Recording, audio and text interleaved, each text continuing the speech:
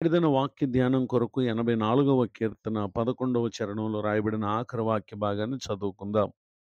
యథార్థముగా ప్రవర్తించు వారికి ఆయన ఏ మేలును చేయక మానడు. చదవబడిన ఈ వాక్య భాగంలోని దీవెన నా ప్రియులకు మీరందరూ పొందుదురుగాక. వాక్య ధ్యానం కొరకై ప్రార్థన. ప్రేమ కలిగిన మా తండ్రి, మీకు వందనాలు. మాతో మాట్లాడే పరిశుద్ధాత్మ దేవ, ఈ దినం మా మనసు, మా హృదయం, మా తలంపుల ఆలోచనలను ఎరిగిన మీరు మమ్మల్ని నీ వాక్కు చేత దర్శించి బలపరచుమని యేసుక్రీస్తు నామములో ప్రార్థిస్తున్నాము తండ్రి. ఆమేన్. చదవబడిన ఈ వాక్య భాగంలో దేవుని వాక్యం మనకు సెలవిస్తున్నటువంటి సంగతి ఏంటంటే, దేవుడు మేలు చేసినటువంటి దేవుడు. అయితే తాను చేయు మేలును ఒక వ్యక్తి పొందాలి అనంటే యథార్థమైన ప్రవర్తన ఎంతో అవసరం. యథార్థమైన ప్రవర్తన అనంటే నిజాయితీగా జీవించినటువంటి జీవితం. ఈ మాటలు వింటున్న నా ప్రియ సహోదరి సహోదరులు, పరిశుద్ధాత్మ దేవుడు ఈ దినమున ఆయన మనల్ని అడుగుతున్నారు, మనలో యథార్థత ఉన్నదా, లేదా నిజాయితీని మనం కనపరుస్తున్నామా? మనుషులు పైరూపాన చూస్తారు కానీ దేవుడు మన హృదయ అంతరింద్రియములను పరిశీలించేటటువంటి నీతి కలిగినటువంటి దేవుడు. దేవుడు ఆయన అనుమతించని లేక సెలవివ్వని ఏ మంచి కూడా మన జీవితంలో ఎన్ని ప్రయత్నాలు చేసినా మనం పొందలేం. మేలు పొందే మార్గాల్లో మనం ప్రయాణం చేసినా చివరికి మనం పొందాల్సినటువంటి మేలును మనం పొందలేం.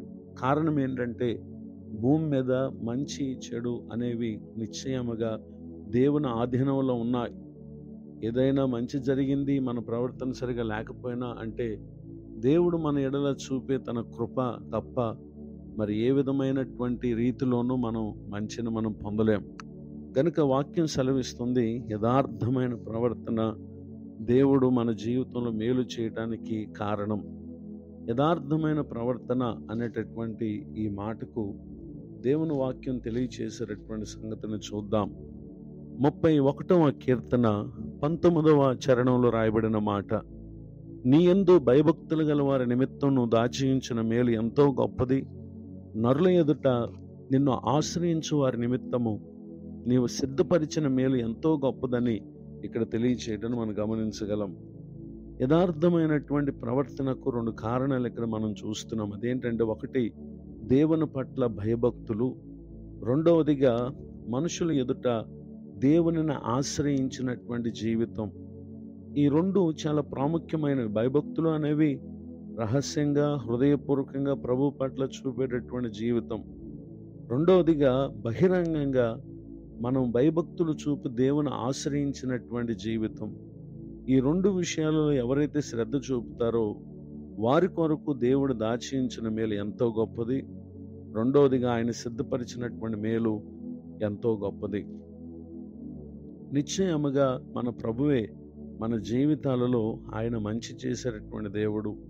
34వ కీర్తన 9-10 చరణాల్లో, యెహోవా భక్తులారా ఆయన యందు భయభక్తులు ఉంచుడి, ఆయన యందు భయభక్తులు ఉంచువానికి ఏమీ కొదువలేదు. సింహ పిల్లలు లేమిగలవై ఆకలిగొనును, యెహోవాను ఆశ్రయించు వారికి ఏ మేలు కొదువై ఉండదు అనేటటువంటి విషయాన్ని ఇక్కడ మనం చూస్తూ ఉన్నాం.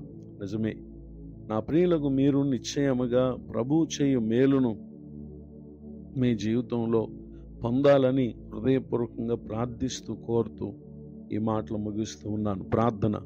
కృపగలిగిన మా తండ్రి, వందనాలు. నేడు విన్న ఈ మాటల ద్వారా మా జీవిత దినాలలో మేలు నొందుచు అనేక దినములు నీ మహిమార్థమే మేము బ్రతుకుటకు నేడు విన్న వాక్య ప్రకారంగా ప్రవర్తించడానికి సహాయం చేయండి. దైవజనులను, వారి కుటుంబాన్ని, సేవా పరిచయని దీవించండి.